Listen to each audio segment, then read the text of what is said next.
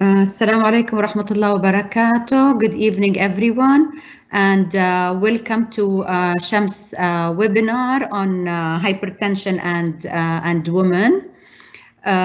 This webinar is going to be a series of webinars which Shams are conducting, and specifically for hypertension and women, we will be having another few webinars to cover all aspects related to hypertension and women. So thank you all for joining us, and we hope that it's going to be a fruitful webinar. And if you have any questions, please place them on the Q&A. And at the end of the two lectures, we will go and read all the questions, and we will try to answer them as much as we can. Some questions might be just answered back in the Q&A, and we might not need to read them out loud, but the ones that we will read out loud, we will ask our distinguished speakers to respond to your queries and questions. So we hope that it's going to be a nice meeting, and we wish that everybody is going to be joining us in these series of lectures related to hypertension in general, and hypertension and women, and all under the umbrella of Shams, the Saudi Hypertension Management Society. So the program for this evening will have two lectures related to hypertension in women. The first lecture will be on preeclampsia screening and prevention, and the second lecture will be hypertension and the hormones. So both topics are obviously very, very important, and they are very much related to women health, and therefore we decided to start our series of webinars with these two important topics. So Bismillah, let's start with the first presentation. So the first presentation will be on preeclampsia screening and prevention, and it will be presented by Dr. Maha Nimr. Dr. Maha Nimr is a maternal fetal medicine. Can everybody mute, please, because we're getting a lot of echoes.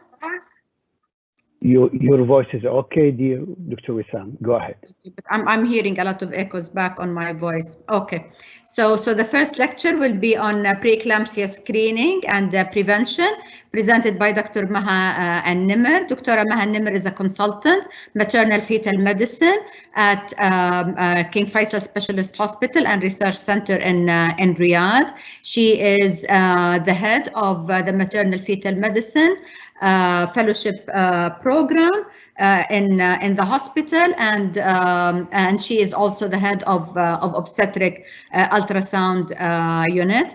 Maha is a very active member in our department, and she has a lot of interest in preeclampsia, which is something that I'm sure all of us will face and do face all the time. So she's going to be giving us some more new information about how to screen and hopefully how to prevent preeclampsia. So the floor is yours, yeah, Maha. Thank you so much, Dr. Kurdi. Can everybody hear me? Yes, Maha, we can. Yeah, so thank you so much, Dr. Kurdi, for the invitation. Thank you to the Saudi Hypertension Management Society for the invitation. I will talk about preeclampsia screening and prevention. And the outline of the lecture would be, in order to know how to screen for a disease, we have to know the pathology. So obviously, I'm going to talk about pathology of preeclampsia. Then we go for screening methods and preventive strategies. Then we wrap the lecture with a take-home message. Preeclampsia is a multi-system disorders that affect 2 to 5. Sorry, can you just enlarge your slides, please? Show, yeah, thank you. Yeah, okay. So the preeclampsia is a multi-system disorder, affect 2 to 5% of pregnant women. And it's the leading cause for maternal and perinatal mortality and morbidity, especially when the condition happens as a very early onset preeclampsia. 50% of preeclampsia happen in women with no major risk factors. The pathology started very early during the placentation. This is the uterus, the pink one, and this is the decidua, and this is the placenta. This is where the pathology of preeclampsia happened. Normally, what happened is the syncytial trophoblast and mononuclear cells of cytotrophoblast, they invade the decidua, reaching up to the myometrium to invade the spiral arteries, converting them from a thick wall to a thin wall, which we call it spiral artery remodeling. So what happened in normal pregnancy, that the spiral artery, a narrow, thick wall, and after the invasion by syncytial trophoblast, it becomes wider pore lakes with the high flow, low resistance, and that's what we call remodeling. You can see here the wall of the spiral arteries and arterioles. They are thickened walls made of the endothelial cells, the matrix, as well as the smooth muscles. After the invasion of syncytial trophoblast, it becomes a thin layer that allows the exchange of the oxygen and nutrient. So it's the conversion from low flow, high resistant blood vessels to a high flow, low resistance, totally the opposite. The healthy normal placenta after this invasion release something called angiogenic factors, which promote further development of the placenta, which we call it placental growth factor and vascular endothelial factor and insulin growth factor. If the remodeling doesn't happen and the syncytial trophoblast and cytotroph fail to invade the spiral arteries, they will be still narrow wall and thick walled vessels. And this is lead to reduced placental blood flow and placental ischemia. And this placental ischemia lead to reperfusion injury. And this ischemic placenta is not able to produce any more of growth factors. On the contrary, it would reduce a toxic material that released from hypoxic placenta, which we call it soluble FMS like tyrosine, which do the opposite. It can lead to maternal endothelial dysfunction by many mechanisms, like decrease the prostacyclin, which is a vasodilator, decrease nitric oxide, which is vasodilator, and increase oxidative stress. At the same time, this ischemic placenta will release pro-inflammatory cytokines that lead to trigger maternal systemic response. Both of them, they will lead to clinical symptoms and signs of preeclampsia. So what happened at the placental level now translated clinically to what we call and what we know as preeclampsia. So if there is a placental insufficiency syndrome spectrum, it starts with inadequate or abnormal trophoblast invasion that lead to incomplete remodeling of the spiral arteries and persistence of the high resistance and low flow circulation. This will lead to reduced placental perfusion with placental ischemia and reperfusion injury.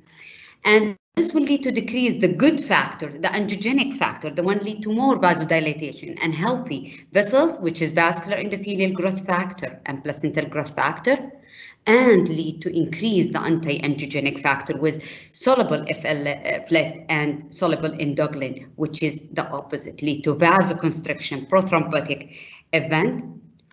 Both of them, this imbalance between angiogenic and anti-angiogenic lead to clinical spectrum of effect on mom and fetus in the form of fetal growth restriction, preeclampsia, abruption, and fetal death. And this is what we call it the great obstetric syndrome. And this disease has a lot of complication on mom and a fetus. This hostile hypoxic environment with decreased nutrient and oxygen to the fetus lead to growth restriction, oligohydramnios, and non-reassuring fetal heart rate tracing with bradycardia and fetal death. If the fetus managed to survive and we have a timely delivery, usually the fetus would suffer from preterm delivery complication like intraventricular hemorrhage, respiratory distress, necrotizing enterocolitis, low Apgar score, acidemia, and seizure or death. If the neonate could survive this, still the complication will continue to childhood of neurodevelopment delay, cognitive delay, cerebral palsy, lower IQ, and learning disability with poor academic achievement. The hostile environment in utero continue its effect to the child, to the adulthood. So the adult, even if it survived all the stages, still at risk. Those babies delivered from preeclamptic mother had the risk of hypertension, coronary artery disease, stroke, type 2 diabetes, and obesity. Mother is not safe too. This toxic hostile environment put the mother at risk of abruption, eclampsia, health syndrome, stroke, cesarean section, ICU admission, end organ damage, and death. And if mom survived all of this, still the pre-eclampsia that happened many years ago will carry her risk later in life by increasing coronary vascular disease, diabetes, hypertension, and reduce her life expectancy by 10 years. And that's why we need a screening for this disease. What we know that we have 4 screening methods for prediction of preeclampsia. When we are talking about prediction, the more clinical important is prediction of early preeclampsia. The first one is a maternal risk factor that obtained by history and blood pressure measurements and uterine artery Doppler pulsatility index and serum biomarker analytes, and then different variable combination and calculators. And I'll discuss this one. The International Federation of Gynecology and Obstetrics published in its pragmatic guideline for the first trimester screening for prevention of preeclampsia in 2019, the recommendation that all women should be screened for preterm preeclampsia in the first trimester. So if we go with a maternal risk factor, we know from epidemiological studies that certain women at a higher risk of preeclampsia. How we know about risk factor? This should be obtained by history, maternal history, obstetric family history. NICE guidelines divided the maternal risk factor to 6 high risk factors and 9 moderate risk factors, including the previous medical history, diabetes, chronic hypertension, autoimmune disease, and the moderate risk factor including the age, first pregnancy, BMI, and ethnicity and pregnancy interval.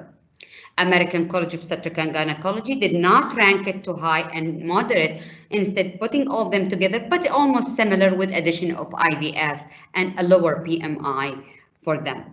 Also, the United States Preventive Services Task Force for Hypertension and Pregnancy published also a similar, and all the bodies from Society of Maternal Hypertension, Hypertension Society, Royal College of Australia, and the RCOG, the FIGO, all of them agree on the maternal risk factor to be used as a screening method for preeclampsia. The only thing that is the prediction by using maternal risk factor obtained by history only predict only 1/3 of the cases. We are still missing 70% of patients that might develop preeclampsia. So it's okay as a screening test, but not perform very well. So we need an additional screening test. Now, the Society of Maternal Fetal Medicine endorsed a checklist and published in their issue in 2020, and it's available online to be printed and to be used by the health worker. This form to be filled out by a health care provider. That's because nobody can save all these risk factors in their mind. So you can use a checklist as a clinician in the clinic, and then you decided if your patient high risk or moderate risk, and then you sign and you start your preventive measure. If you don't want to do it, you can distribute it to the patients to be filled in the waiting area, and the patient herself will put herself as high as yes or no questions, and then you just had to add the BMI, then you put your recommendation to use aspirin or not. The second method for using the screening for preeclampsia is measurement of mean arterial blood pressure. The criteria for measurement, the most important, that the patient has to be in sitting comfortable position with arms supported. The Fetal Medicine Foundation recommended the measurement of both arms, and you will take the average of this reading. Why they choose the mean arterial blood pressure? It's the average pressure of in the patient's arteries during one cardiac cycle, and it's considered as a better predictor for the perfusion to the vital organs compared to a systolic blood pressure alone. We know that mean arterial blood pressure could be measured only by invasive arterial monitoring, like in the ICU or OR settings. However, there is a simple calculation that can give you a representative, which is just take the average of the 4 readings. For example, blood pressure 100/60, the systolic plus double diastolic, and then you get the average. How it's performed as a prediction for preeclampsia, the mean arterial blood pressure could predict 38%, and when you add to maternal risk factor 63%, and when you and in different study also they perform the same. So it improved the screening if you add it with maternal risk factors. Screening with uterine artery Dopplers. We know that uterine artery Dopplers is reflecting the normal the placentation, which is the normal blood flow, which is increased diastolic blood flow, low resistance. And with abnormal placentation, you will notice the high resistance in the uterine artery with notches. Fetal Medicine Foundation put the criteria and the training course for uterine artery Dopplers, and they published already the PI graph and the low resistance during pregnancy. What is the predictive value of the mean arterial uterine artery blood pressure in pregnancy? The first trimester measurement of uterine artery PI more than 90% can predict early onset preeclampsia in 48%. And late preeclampsia by 26%. Now, we know that screening with biomarkers, the serum biomarkers, we know that the healthy placenta produce pro-angiogenic factors like vascular endothelial growth factor and placental growth factors. And we know that the unhealthy placenta in preeclampsia, they are smaller and they are more pale and they have more red and white infarcts. And this ischemic placenta will produce anti-angiogenic factor like soluble FMS, like tyrosine kinase, split or soluble endogen. The good healthy placenta produce markers that promote vasodilatation, and the bad antigenic markers promote vasoconstriction. So the basic pathology, how it works, that these in normal placenta, the vascular endothelial growth factor and transforming growth factors and placental growth factor, they bind to their corresponding receptors on the endothelial cell. Once they bind, they lead to more endothelial relaxation and more dilatation, more blood flow.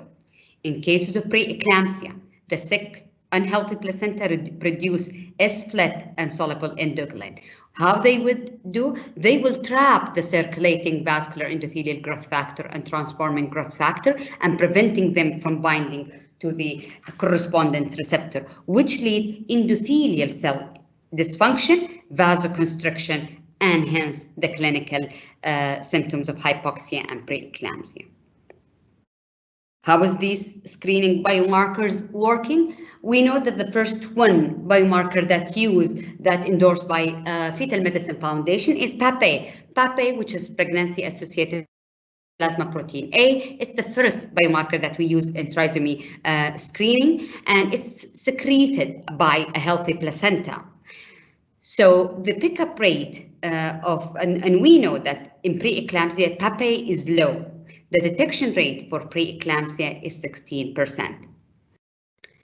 If you use a second marker, which is placental growth factor, which is glycosylated protein that's secreted by healthy placenta, it has angiogenic ability, the detection rate higher than PAPA, so it's 55% for early preeclampsia, and it can pick up the third of the cases of late onset preeclampsia. So it's superior to other markers. We can measure also the bad markers, the anti-angiogenic markers like S-FLET, which is secreted by the hypoxic placenta, which has angiogenic effect, and we find it high in preeclampsia. And you can calculate the ratio if you find of them, and the ratio would be high. So what makes them good as a screening biomarkers? Because the level correlate with the severity of morbidity of the disease. And the second thing that we noticed that the level of S-FLET, it starts rising at least 6 weeks before the onset of the symptoms, and it reached its peak with the onset of the symptoms. And that's why we said it's good screening test, because we can identify the patient that can develop the symptoms at least 5 to 6 weeks before. What makes them also a good screening test, that is, we noticed immediate fall in S-FLET level following the delivery of the hypoxic placenta, and this is correlate with the improvement of the clinical symptoms. So S-FLET is the one incriminating in the clinical picture for preeclampsia, and that's why we are measuring.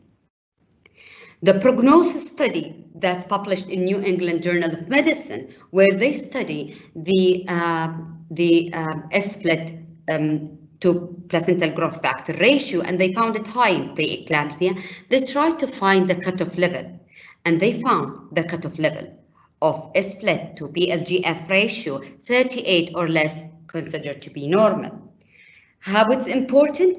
Actually, it's important in its negative predictive value. So if you do for a patient with the history of preeclampsia, or patient presented to you with the preeclampsia and you are not sure if it's truly preeclampsia or just exacerbation of high blood pressure, and you do S-FLET and PLGF and it's at 37, you are sure 99.3% you are ruling out preeclampsia in the first 1 week, and it's still maintaining the high negative predictive value. So it's very good. If it's normal, it can rule out preeclampsia. So what is the performance? If we put together the maternal history with risk factor and mean arterial blood pressure with uterine RT Doppler and serum biomarker, namely PLGF, we increase the detection rate by 90%. How this validated the combined screening test? It's validated when they did the combined screening, and they found the detection rate up to 90%. And detection rate for preeclampsia less than 37, it's also 75%. Another validation study from ASPRI study also confirmed the detection rate of preeclampsia less than 34 weeks by 90%. So we know it's good. Now this is pre-trial. So pre-study, it's basically comparing the NICE guidelines for detection of severe early preeclampsia compared to the combination of the 4 screening method. NICE guidelines can detect preeclampsia less than 34 by 42% compared to the combination, which read up to 88%. So the performance of combined screening test better than a single screening test. There are many risk factor calculation published in Fetal Medicine Foundation. Go to their website. They give you can choose to screen women in first trimester, second or third trimester. You just fill out the information. And once you fill out the information from the risk factor that they will ask you about mean arterial blood pressure. And if you measure PLGF, you can put no, or PAPE, you can put yes or no, and then they can calculate for you your risk of the patient prior, only based on the history, and after mean arterial blood pressure with uterine RT Doppler. And you could see how it's modified the risk. Here it was very high risk by history, and after combination, it becomes a low risk.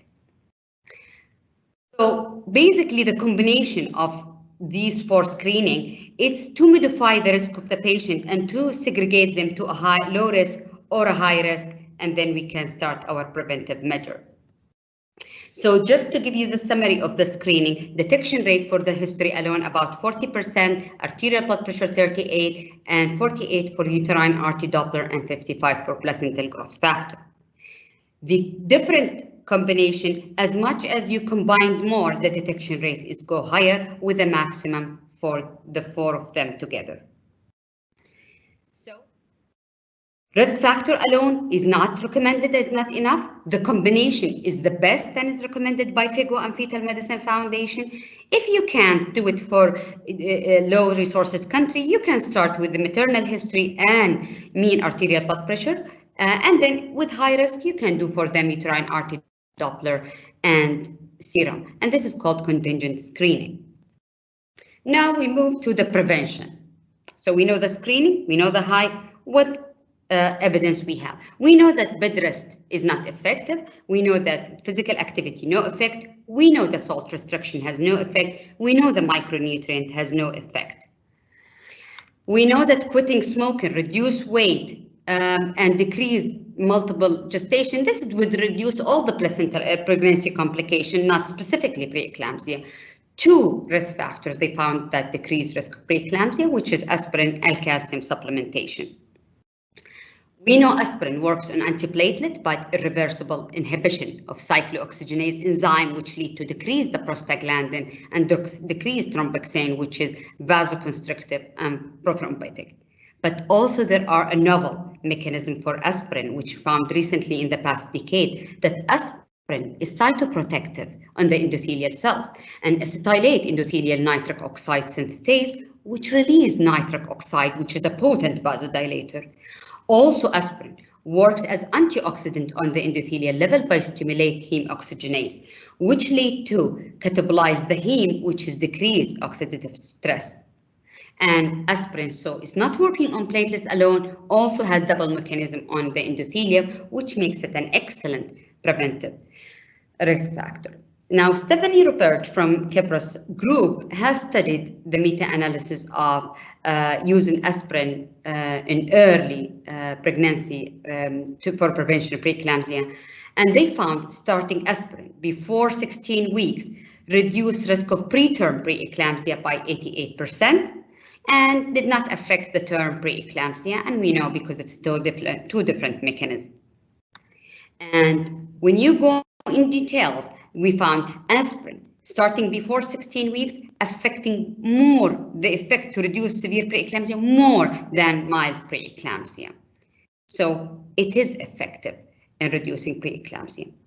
ASPRI study, which is mainly studied the 4 combination first trimester screening, and they found the women high for screen positive, they give them aspirin 150 milligram daily, started at 12 weeks at night time and stopped at 36 weeks. And they found amazingly that aspirin reduced risk of preeclampsia below 32 weeks by 89%.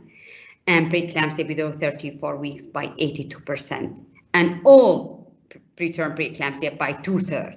And this is an excellent finding. Calcium supplementation for pregnant women in reducing preeclampsia, we found yes, calcium is effective in reducing preeclampsia only in women with low intake of calcium, which is defined by less than 600 milligram per day. And if you give them more than 1.5 gram per day as a supplement, you reduce risk of preeclampsia by 2/3 in those specific population. There are other novel therapy for reducing, for prevention of preeclampsia still in the study. One of them is a lipid lowering agent statin and nitric oxide donor, osmeprazole, the proton pump inhibitor, and N-acetylcysteine. These are still in the preclinical or in the clinical trial, and we just have to await for the results when it's published. The disease burden and the cost effectiveness. Does it cost effective to do all the screening method? Let's see. We have more than 10 million women around the world develop preeclampsia annually. We have more than 2.5 million pre-birth around the world secondary to preeclampsia. Of them, 76,000 women would die from preeclampsia, and almost 500,000 babies died from preeclampsia. That could be prevented. What is the healthcare system? I couldn't find here in Saudi because of the short time, otherwise we would find it, but I will just use from the US. The cost for a mother to be delivered from preeclampsia, severe preeclampsia at 29 weeks, cost of admission, C-section, magnesium, ICU and ward care, the maternal cost 24,000, the baby cost around 59 till discharge from the NIC. The combined cost around 83,000. And we know that using this combined method, screening, the maternal history will be taken anyway during the first visit, so cost nothing. The mean arterial blood pressure, you will measure the arterial blood pressure in the clinic, so adding another 2 or 3 readings won't add anything. For the institution who are doing nuchal translucency, it's the same machine, same sonographer, same patient. You just pull the probe down around the mid-inguinal ligament to get the uterine artery. So it costs nothing for those who are providing the service. And then the serum biomarkers ranging between, if it's single or combined, from $50 to $180. And the cost of the aspirin, less than $10 per month. So we're gonna use it from 12 weeks to 36 weeks. For 5 months, less than $50. So the total cost around $100 to $330. So when you compare the cost, and we know that this method to identify the patient and starting aspirin would reduce the risk of preeclampsia less than 32 weeks by 90%, it's definitely worth that. To conclude, give you the key points. That is, preeclampsia syndrome has a short-term and long-term health consequences on mother and newborn. All pregnant women should be screened for preeclampsia. Screening with a maternal risk factor is not enough. Combine first trimester screening using maternal risk factor, mean arterial blood pressure with uterine artery pulsatility index and serum biomarker picked up to 90% of early preeclampsia. Bed rest, salt restriction, antioxidant, fish oil are not effective as a preventive measure for preeclampsia. Only the one effective is aspirin, starting at a higher dose, 150 milligrams, started at 12 weeks at night till 36 weeks, is effective in reducing preeclampsia by 90%.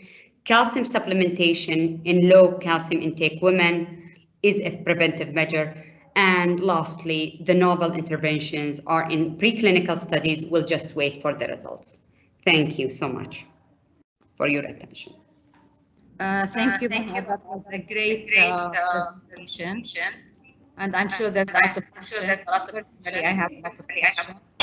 We'll leave that till we finish with the second lecture. Thank you, Maha, a lot. So our next presentation is going to be about hypertension and the hormones, and that will be presented by Dr. Amina Butt. Dr. Amina is the chairperson of the RCOG International Representative Committee of Saudi Arabia. She's a consultant obstetrician and gynecologist at Sulaiman Habib Hospital. She has a special interest in maternal medicine, in women's health, in sexual and reproductive health. And she has a particular interest in hormones and postmenopausal management. So we thought she is the right person to present to us hormones and hypertension. So Dr. Amina. Thank you so much, Dr. Rizam, for inviting me over, and Dr. Badr and the Saudi Hypertension Society. It's my pleasure to present about the contraception and HRT. Can you guys see my slides? Yes, very clear. Okay, so I need to look into my slides now. Okay, so I think I'm going to follow on after you had a really nice presentation on hypertension, preeclampsia and screening by Maha Nimr. So I'm just going to follow from there, as all of you have learned that hypertension, preeclampsia, high risk obstetrics is not an easy or a fun thing to have on your labor ward. So what you wanted to do, you do want to educate those women. You wanted to educate your physicians so that they can help us to have a proper space, plan pregnancies, not having unintended pregnancies, so we are ready and less burden on our healthcare system. Okay. So I'm going to talk today about what is the importance of contraception, and I think all of us do need to be aware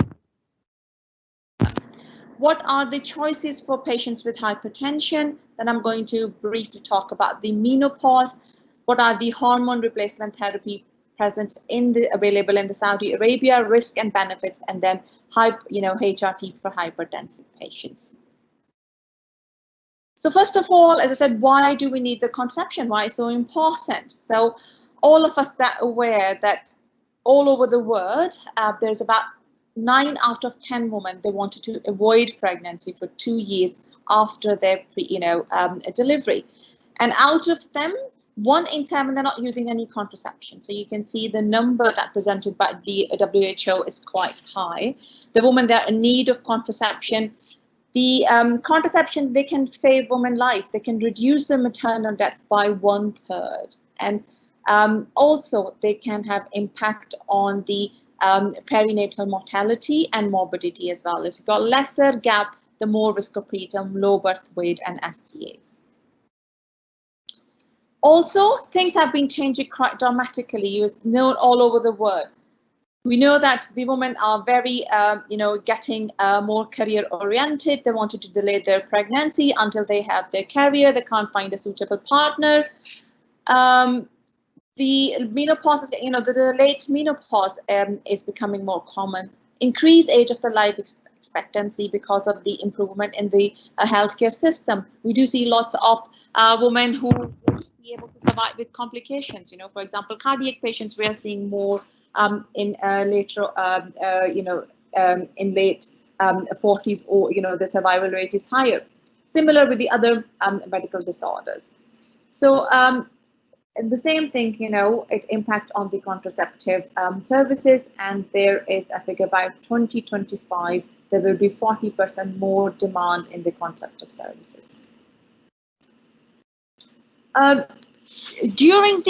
the women are using the contraception, it's important for us to be aware that things do need to change. Why we need to be aware as a physician, maybe we're working in obs and gynae. It not necessarily, because the woman might approach a general physician, woman might approach a midwife or a healthcare attendant, in the community. She might go to, a rheumatology clinic. So if people have got a bit of basic concept of contraception, they might guide them towards the right track, explain them. So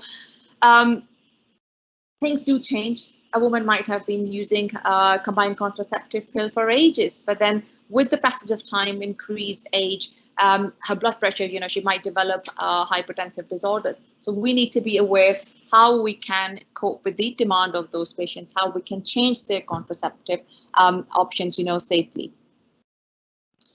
So that's the reason why we do need to be aware of the medical eligibility. We call it a UK MEC criteria or WHO MEC criteria. So just a little bit of brief idea that the WHO developed a medical eligibility criteria for contraception in 1996. And the idea was that you provide a contraception to the individual who have a range of medical conditions, and where one of the contraceptive methods might be safer, or one have contraindication and other might be safe. So that was all about the safety of contraception. Then the UK got that idea, and they developed in 2006 their own criteria. It's called UK MEC criteria, and with the help of the Department of Health England, Scotland, and the Faculty of Reproductive and Sexual Health. And they do have the latest version in available on their website, which was released in 2019. And I would say that is such an excellent tool for the people who have even no idea. You just open it, it's a very nice summary given, and you can leave it on your computer desktop and have a look at it. If a woman comes in with medical disorders and you wanted to see whether you can prescribe her or what is the suitable contraceptive method for her. So again, just a brief idea when you're using the UK MEC criteria, how you can use it. So they divide it in different categories, category 1, 2, 3, and 4. So category 1 is like when there is no restriction for use of method. You can use it for literally anything. Category 2 is when the advantages are more and they generally outweigh the proven risks of the contraceptives. Okay, category 3 is the risk of that contraceptives are higher than the proven risk. But if the woman has found any other suitable contraception, then sometimes with a special input, we might use that category 3, but very rarely. Category 4 is completely no area. So the UKMI criteria, when you look at the criteria, I'll show you the table in a minute. It's not like any other risk factors where you know, for example, if you look at the risk factors for thromboprophylaxis, you know, screening, so you add different risk factors and then you score them together. It's not like this. So you don't add these category 1, 2, or 3 together. You just, each individual risk you will look individually, you know, and then decide what is the suitable contraceptive option for that. At the same time, it's very important that what is the failure, you know, the different type of the contraception, which contraception we can offer to high risk patients, you know, rather than giving them the, you know, a fertility awareness methods or female diaphragm or male condoms. I think it's important is we give them a long-term contraceptive methods which are more reliable. For example, you know, the coils or implants, or where it is permittable, do they need a permanent contraception, for example, female sterilization or vasectomy. So that's again a list of a condition which can, if the woman get pregnant, it can cause a significant health risk during the pregnancy. And this is the list is quite long but not exhausting. And these are the patients you really want to have a planned pregnancy with proper preconception counseling, rather than they come to their clinic with an unplanned pregnancy and with deteriorating, you know, problems. So I was trying to look into the, you know, to find a proper maternal mortality figures in Saudi Arabia. So there's not a lot of data available, but I did find an article, and I think that was published in 2019, and it showed in last 2 years of the maternal mortality, and they said the total maternal mortality is 155, and out of them, so you can look into it, the PE, the hemorrhage, hypertensive disorders, about 12.4 out of those. Ectopic pregnancy. So these are the direct total, the causes for the total direct death. So I looked a little bit more detailed. So that was published by Al-Mashari in 2019. So that was the only kind of a bit more realistic, you know, reliable source I could find out. Then I looked into their study that had social demographic profile of the maternal deaths. It also looked into it. You know, the woman who died, what was their social demographic background? And if you look at it, I was not surprised that majority of them, they were, you know, unskilled and uneducated or partly educated women. So again, the reason is that it's very, very important. These are the women who are unaware of having any suitable contraception available to them, or they don't know where to go. So patient education and as well as the physician education is really important.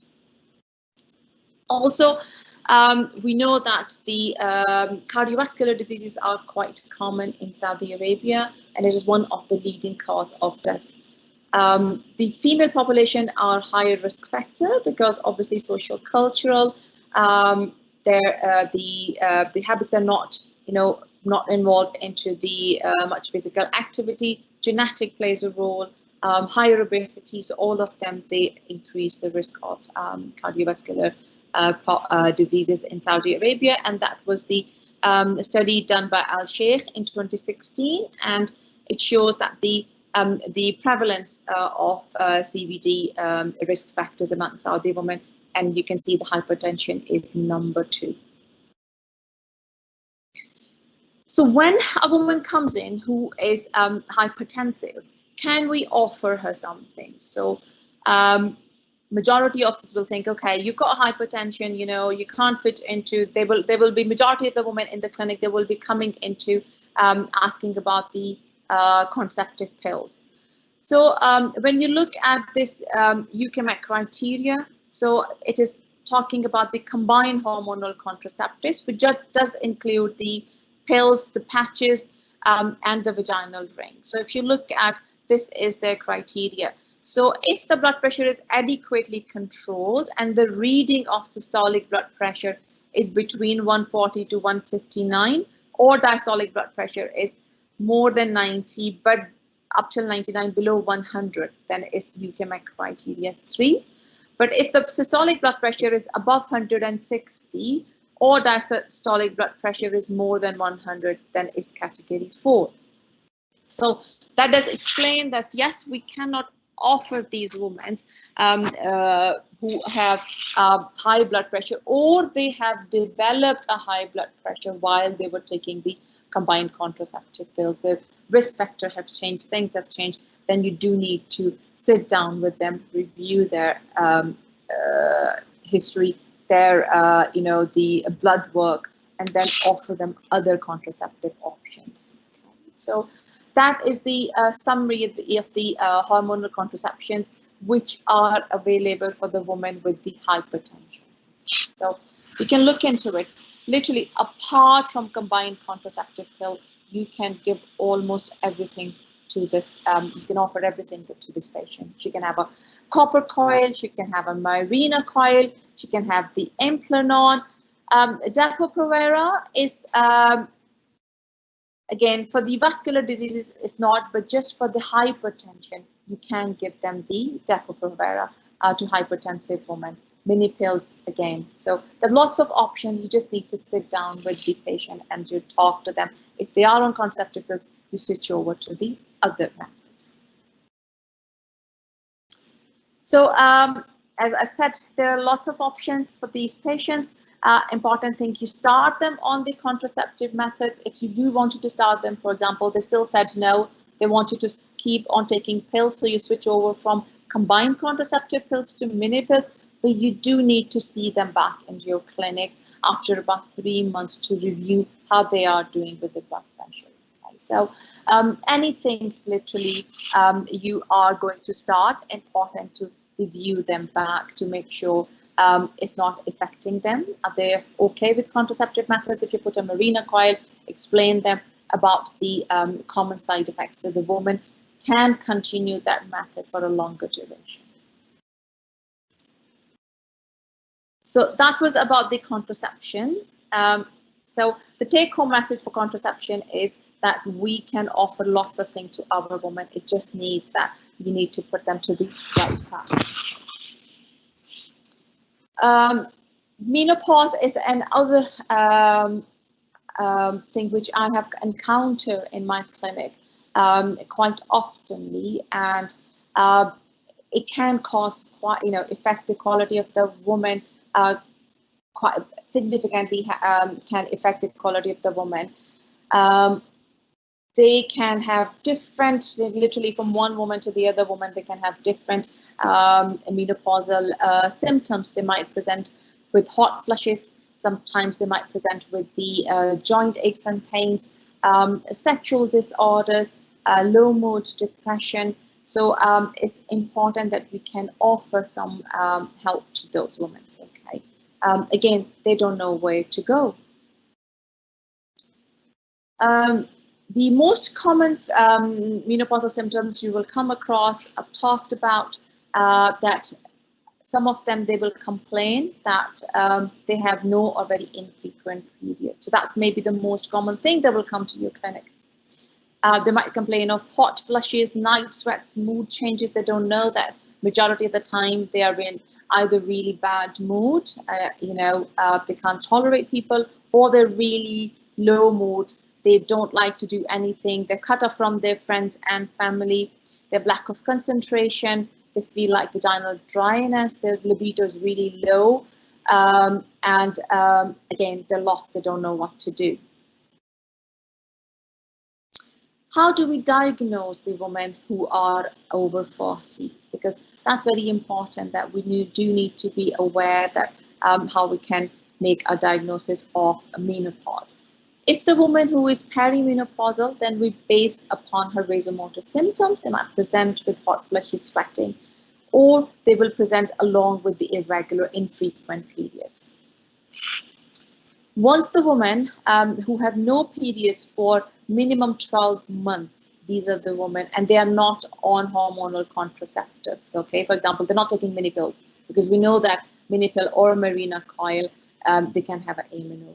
So without the hormonal contraceptive, if they have a 1 year of no periods, then you can say they are most likely they've gone into change. The menopause, they can present, obviously the woman who had a hysterectomy, they can present with the menopausal symptoms, okay? But we don't routinely use FSH to confirm the menopause for women who are over 45. The women who are under the age of 45, if they present to your clinic with any of the symptoms I have mentioned before, hot flushes, infrequent periods, very light periods, so these are the women you might need to confirm your diagnosis by taking the FSH. And you do need to take 2 samples of FSH 4 to 6 weeks apart. Only one FSH level is not sufficient enough to say that she has gone into premature menopause. So the once a woman go into the change, as we talked earlier, it does debilitate their quality of the life. Okay, so that was the survey done by the British Menopause Society, and they did find out that quite significant number of the women, if you look at half of them, they are complaining that they are very reduced libido. Okay, 45% of them, they can't focus, they're struggling to go to the work and focus, concentrate on it. 33% of the women, they have no social life, they don't like, they're just staying at home, avoiding companies. And not only the women, their partners are left feeling helpless, okay? So they don't know how to deal with this situation.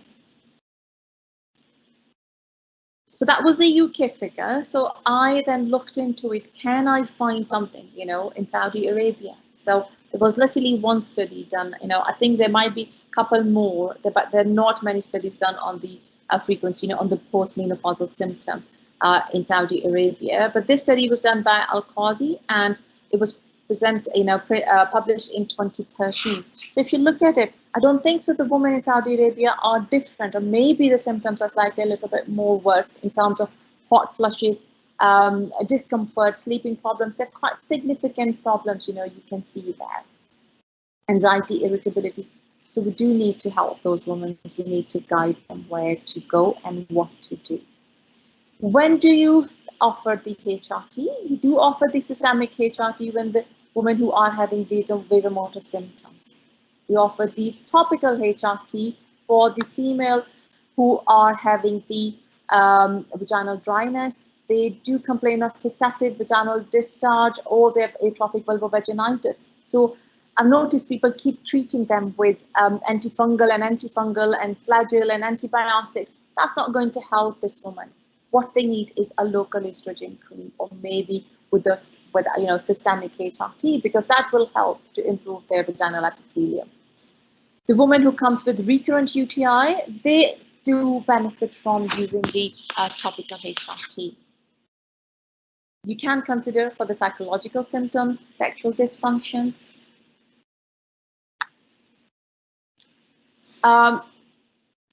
In selected cases of, for the early menopause, prevention of osteoporosis, cardioprotection, but these are not the first line treatment option for the HRT. There's evidence around, that it does protect against Alzheimer or dementia, but as I said, that is not the first line treatment. So what different kind of HRT are available around? And I was just trying to find out in Saudi Arabia, because the problem here, we don't have much HRT availability. So it comes in the market, it goes, and for the next 2-3 years, you might not find a lot of, options. Only thing which we can find is a Premarin, which is a conjugated estrogen, therefore in the form of tablets, and in the form of cream available. There's some kind of progesterone. So, but I'll talk about it in a minute, and then I'll talk about how can you make your own HRT, you know, whatever is available in Saudi Arabia. But important, what you need to be aware that the conjugated estrogen, what is it equivalent to the synthetic estrogen? Okay, so if we have got, for example, in Saudi, we've got 0.625 milligram, which is equivalent to 1 milligram of estradiol valuate. Okay, if you do find patches, which I haven't seen here, if some woman is already using patches somewhere, so you know, she got it from abroad and she can't find it, and she's in your clinic trying to ask for help, alternative, because she's finished her patches, and especially now in COVID, I was seeing quite a few patients who are run out of HRT, and in the clinic they're trying to sort out, you know, what they can use an alternative. So I thought that's quite important for us to be aware what is the HRT equivalent. So 0.625 is equivalent to 1 milligram of estradiol, 50 microgram of estradiol patches, and if they have got a gel or a spray, is 2 squirts of estradiol, 1 milligram sachet if they've been using, or a spray 1.53. So similarly, if it's 1.25 is equivalent to 2 milligram. So different type of progesterone for a HRT we use, they are the micronized progesterone or eutregestone. If you are giving a cyclical dose, we use a 200 milligram daily, but if you're using a continuous HRT, it's 100 milligram per day, and I'll talk about the difference between the cyclical or sequential in a minute. Norethistérone mini pills, which we have got available in Saudi Arabia, 350 microgram tablets. You can use them 2 to 4 tablets every day, on, you know, along with the conjugated estrogen. If they wanted to, you know, you wanted to give them a continuous supply, 1 tablet daily. Okay, for norethistérone, 5 milligram tablets, which is commonly available, is Primalert, 1 tablet daily for the cyclical along with your estrogen, and half a tablet for continuous.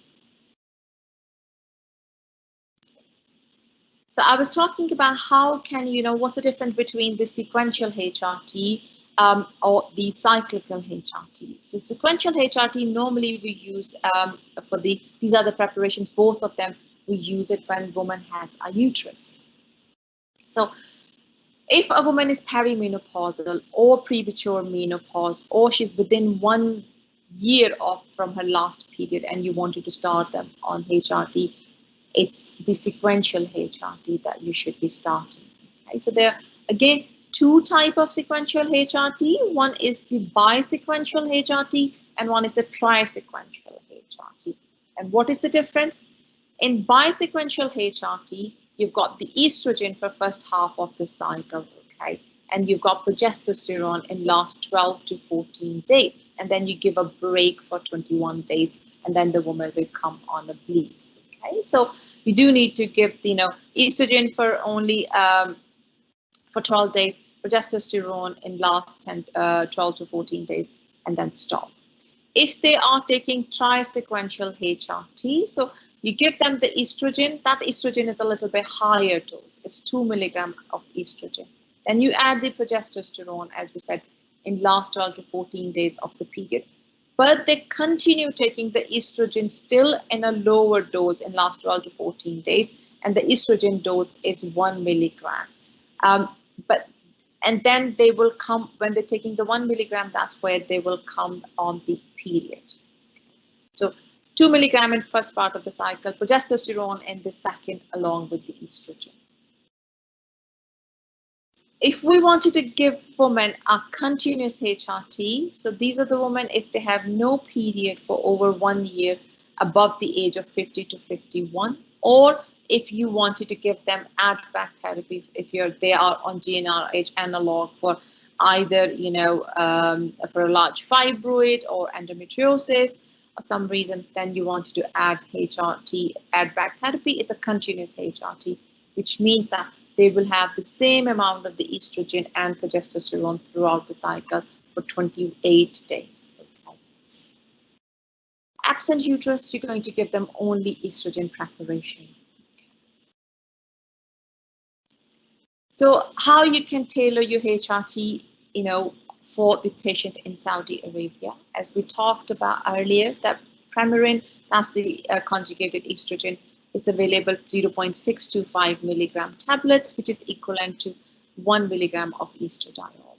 Discuss with the patient if she's happy to use a Mirena coil, which I found it really helpful. You can put a Mirena coil and that will last her for 5 years, and you can add the estrogen on top of it. Okay. And this one, you can offer it literally for premature menopause, the women who have premature menopause. That is a really, because these are the women, with the HRT, we know that it doesn't provide the contraception, okay? So if the woman is on HRT and they don't want to have, obviously, they don't want to do pregnant at that time, premature menopause, you need to add some contraceptive pills on top of contraceptive methods. So in that population, the Mirena coil does really well. If not, the other option is you can continue with, obviously, we said estrogen, but then you can add norethistérone, 700 to 1500 microgram for 12 days if it's sequential. If they wanted to go on a combined, the continuous, preparation, the dose of the norethistérone is half, is 350 microgram throughout the cycle, the same dose. If the small dose is not available, then you can use 5 milligram tablets, or you can norethistérone and you can use, or half 5 milligram. Cut the half, the 5 milligram tablet, divide it into a half, and then ask the woman to use it throughout the cycle during, for the continuous.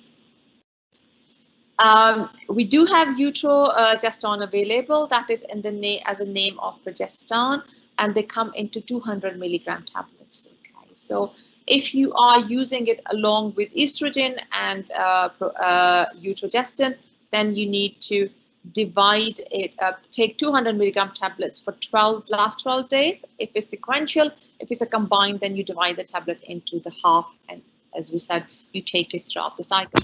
So there are some things, it's not that we can't help our women here. We have got options. We just need to utilize them. Dr. Amina, I'm sorry to disturb you, but we don't want to keep people beyond the time. So if you can just, finish it in the next few minutes, just so we can give time for the questions, yeah? That's Thank fine. you. It's not long left now. So okay. Just a quick slide around the HRT and VTE. So we are aware that people, with the HRT, there's slightly more risk of venous thromboembolism, but you need to be aware the risk of VTE is less if you're using the transdermal, and also with the age and the BMI. So when you're giving a proper, you need to be selective with your patient, okay? So the risk of breast cancer on HRT, again, there was quite a scare among the people that if you use the HRT, it increases the risk of breast cancer.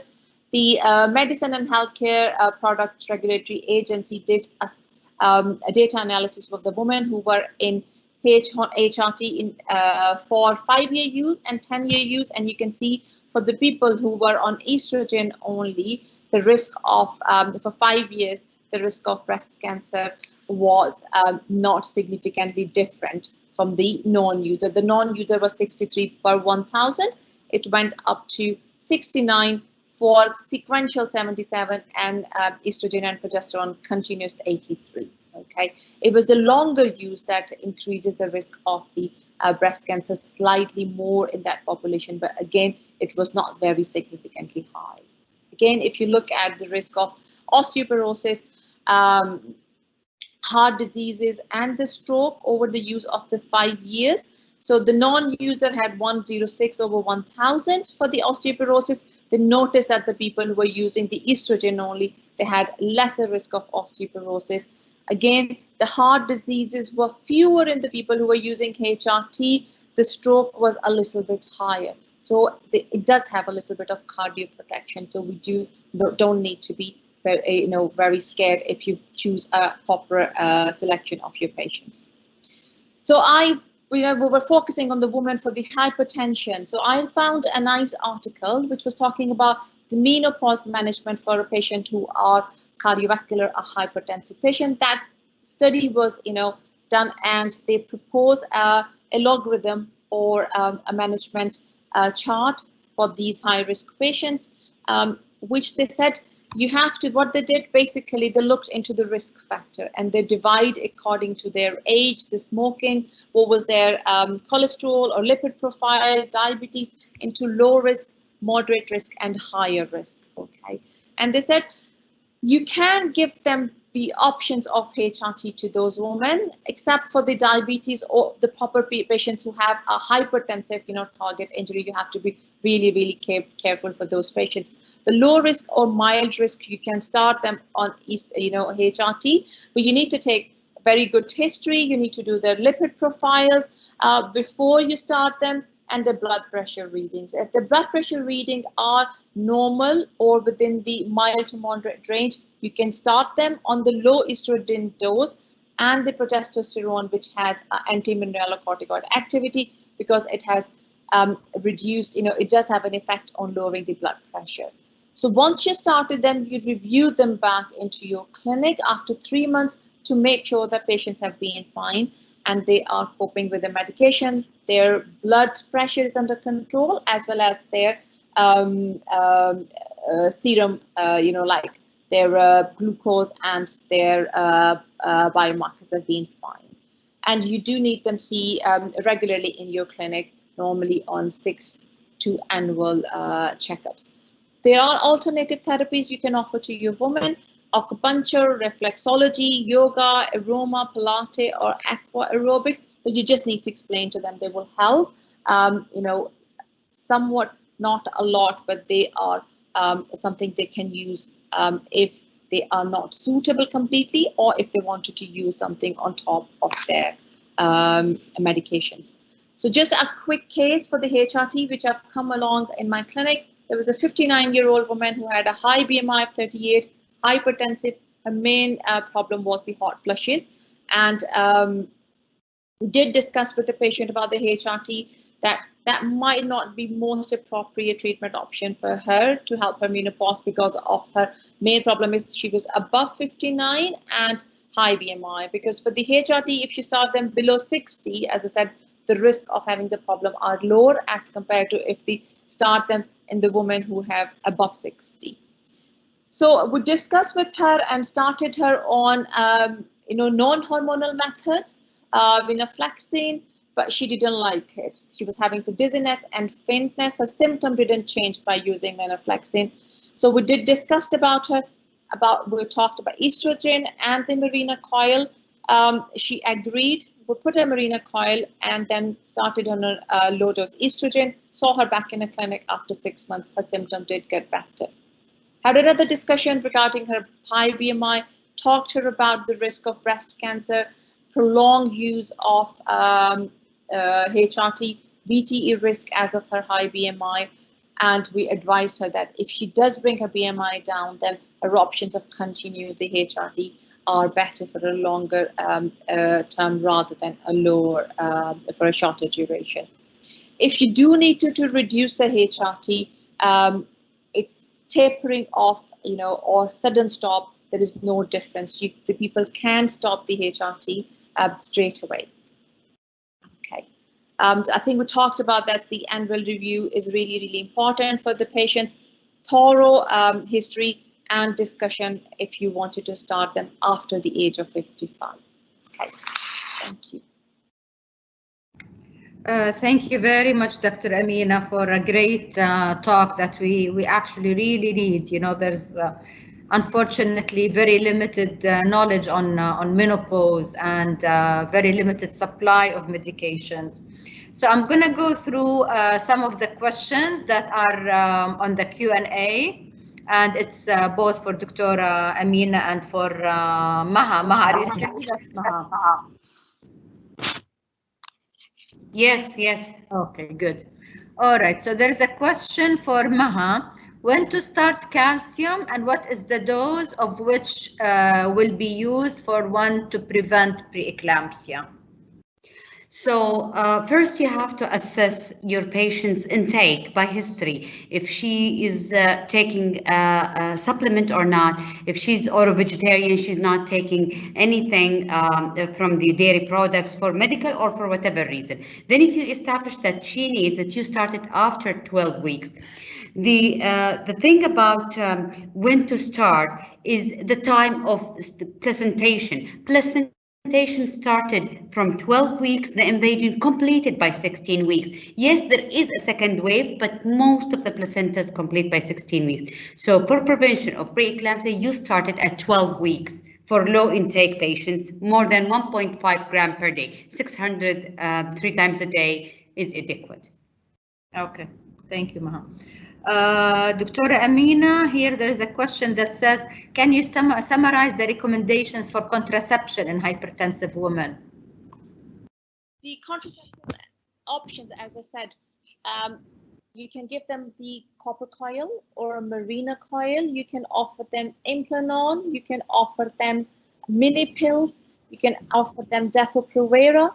So literally, except the combined contraceptive pills, everything else you can offer. So that's not a problem at all in hypertensive women. None of them have got any significant effects. Okay, a question from me, Dr. Amina. Who can offer these contraception for the hypertensive woman? Should she come to a gynecologist, or do you think a general practitioner, or even her physician who's taking care of hypertension? What do you think? What should be the ideal recommendation, maybe from national societies or something? I think important thing that what the physicians, who are either a GP or the internal medicine doctor or cardiologists are looking after, they need to be aware if the woman is in a reproductive age and she's not stable, they need to discuss the conception with them. Okay, obviously some of them, they might not feel, they won't feel comfortable of starting, they don't know what options are available, but starting the discussion, explaining them, there are options, please go and see your gynecologist, okay? Or go and see your GPs. I think that's something else we need to start developing, a special interest GPs who can fit all of those things, in the clinic. Go and see them, okay? And then they can help for example, of Mirena coil, a cardiologist is not going to put, but he can start this conversation with women. So I think that's very important. Yeah, I think that's a very, very important message actually to everybody, that remember, women do get pregnant, because sometimes we sort of forget that they actually do. So women do get pregnant, and if they are really high risk, they really need to be on contraception. Anything else, as per the slides that you show us, if you don't use contraception, you are not protected against pregnancy. So whatever, natural methods you do, if you are high risk, these are not effective. If you are normal woman, it's fine. I mean, even if you fall pregnant, nothing's going to happen. But if you're really high risk, please remember that women do need contraception, and it might not be a bad option to send her to somebody who actually can give her the proper advice. Thank you, Dr. Amina. Which patients should be given aspirin for prevention? Patients with history of preeclampsia, or any patient with one or more of the risk factors for preeclampsia? That's for you, Yamaha. Yeah. So now the patients who are identified to be a higher risk from the risk factors, basically, if you can do mean arterial blood pressure, which you should, then you start those patients. Now, there was an argument, why not to give aspirin to all the women? And this has been a long argument. Give aspirin to all the women instead of all the households. One of them is nulliparous. Most of our patients, just give it to them. We know aspirin, the safety profile is very high for aspirin. However, because we give it to selective patients, we can say, oh, it's really can cause gastric upset, hemorrhagic events. But if you give it on the mass population, you will have more incidence of the complication and hemorrhagic event. So it's not justified to give it to all women. You identify your high-risk women by either the risk factors. If you can't memorize it, the SMFM guidelines, they already published a free checklist for physician and for patient to use it. Once you identified your patient, if you are in a setting only you can provide screening by maternal factor, just check the maternal factor and give it. One major risk factor is eligible for aspirin. If you have a combination of two minor risk factors, then you give it. Do you think it's time that we start considering like real screening? I know people do like all sorts of screening all over, with history, traditionally with uterine artery Doppler, but is it time to actually have like on like a nationwide level screening by PLGF or PAP-A and incorporate that within the first trimester evaluation of a pregnancy? Wallahi, Wissam, it's a very good idea. It sounds very nice theoretical. Of course, the burden of preeclampsia very high in our country, from maternal as well as in fetal with an ICU. But it needs a national people to sit on board to see what is the burden of this disease. Actually, we are.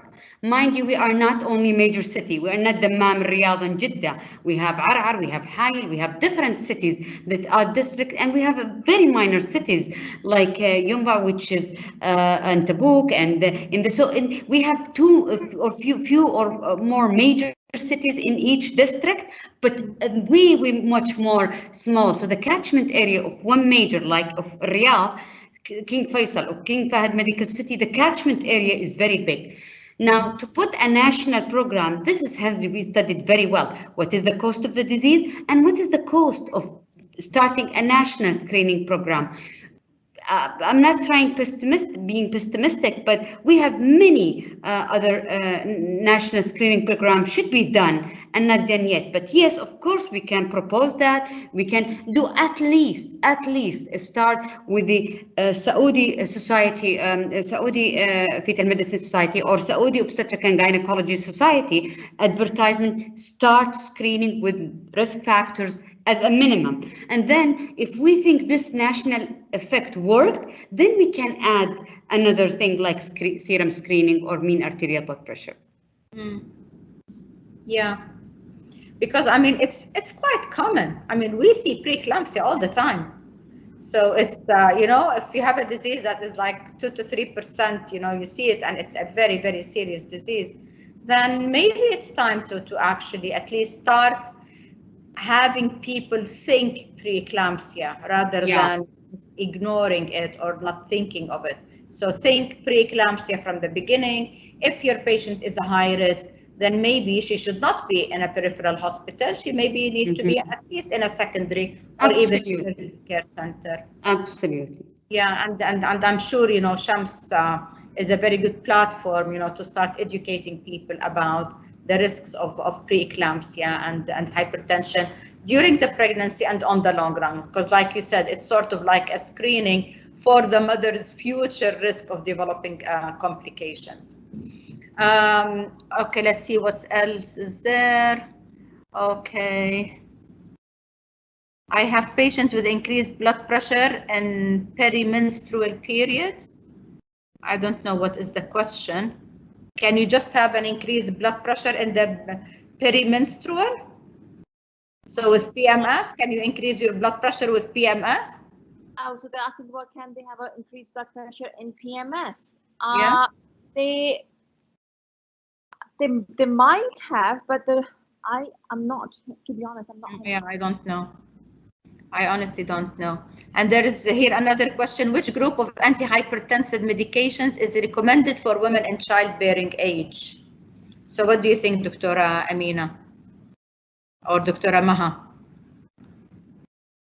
I think normally the people on the childbearing age, I think the most common counterhypertensive we use in pregnancy safest, we know that is the labetalol or methyl dopa. Okay, or these are the one, if they're planning to get pregnant, the physician has to change on it. Okay, so that's all about the planning. So you cannot keep those women, because sometimes these women don't respond to those medications, and they do have to go on to ACE inhibitors or further, you know, antihypertensive, which are not safe for pregnancy. But at the time, that's what their requirement is. So I think it's not like anti-epileptic medications or anything where once they're in the reproductive life, we want you to change it. I think antihypertensive is a little bit different concept. So that's where its pre-pregnancy planning comes into that. Yes, you wanted to start them, but when you wanted to tell them, you know, once the disease is under control, then you said, okay, that's fine, that's the right time. But disease under control, let's change it to the safest option, you know, for pregnancy, and then you plan pregnancy. Yeah. So the message here is that preconception care is very important, and that goes hand in hand together with good contraception. So good contraception, control your disease, send them to preconception care by an obstetrician, and then work together with, you know, the internal medicine physician or the general practitioner, together with the obstetrician, to get the patient into the pregnancy in the best situation. And usually, I mean, our, you know, medications that we don't like are the ACE inhibitors and the ARBs. Otherwise, most of the other known medications are okay. Obviously, there are some new medications that we as obstetricians don't know about them, because basically they are not used during pregnancy. So if you have any like concerns, just, you know, discuss it with your colleagues and decide on the best option for that particular patient. But do not let her get pregnant without a well-controlled blood pressure, because it is a known fact that if you start a pregnancy with uncontrolled blood pressure, all the pregnancy complications increases, even if she doesn't have preeclampsia, even it's just like, you know, background hypertension. I think this is what possible cause. If she had a history of gestational hypertension in a previous pregnancy, shall we start her on aspirin, Maha? No, gestational hypertension alone, no. Just monitor her this pregnancy. Make sure, is it maybe you're dealing with chronic hypertension? So see her with the first visit. And actually, that's where missed opportunity comes. If you had her before, the patient should be educated about checking her blood pressure postpartum, modifying lifestyle, losing weight, exercise. So if she presented to you now with the history of previous gestational hypertension, just measure her blood pressure. And then if it's high before 20 weeks, maybe you are dealing with chronic hypertensive, and then you have to go and evaluate her, and you would consider her as, yes, as a chronic hypertensive and high risk. But no, if it's normal, then she developed a chronic gestational hypertension, we know that the pathology is different from preeclampsia, and it's very benign in most of the cases. Is there any alternative supplements for hot flushes other than HRT approved to be effective, Amina? Said venlafaxine, you know, or SSRIs. They said you can use them as an alternative for hot flushes, or the other alternative therapy, as I talked about, like reflexology, acupuncture. These are the things sometimes they do work. There is some talk about isoflavin, you know, so said the isoflavin sometimes that can work for the hot flushes as well. Okay. The available aspirin is either 81 to 100. Is it okay, or is it okay to give 200? I can answer that. I mean, we don't give 75 because a lot of women are actually resistant to 75. So the minimum should be 81 up to 100. And there are a lot of new data suggesting that in really high-risk patients that you can actually go up to 150. But no, not 200. 200 is way too high of a dose. So you can give 2 tablets of 80, for example, or 1.5 tablets of the 100, but not 200. 200 is too high. If the patient is allergic to aspirin, what to give her? I have no idea. Do you know, Maha? Yeah. It's actually published when the patient is allergic to aspirin. Yeah, it's reasonable not to give anything and use expectant management in those patients. Yeah. Okay. So there's really no alternative to aspirin. Yeah. Okay, I'm sure drug companies would have wished that aspirin is the most expensive medication on earth because we're just saying no alternative. But unfortunately to them, unfortunately to everyone else, it's not expensive. I think these are all the questions that are there. Thank you very much to our speakers. Thank you for our audience for taking this time from their family, from their resting time to attend our webinars. And we promise you with to continue having webinars with Shams and specifically for women health. But obviously, stay tuned for all the webinars that Shams are running regularly. So thank you, everyone. Thank you for the organizers, and thank you for our speakers. And have a nice evening, everyone. Thank you. Thank you, Dr. Kurdi, and thank you, Dr. Badr. Thank you so much. Thank you, everyone. Bye.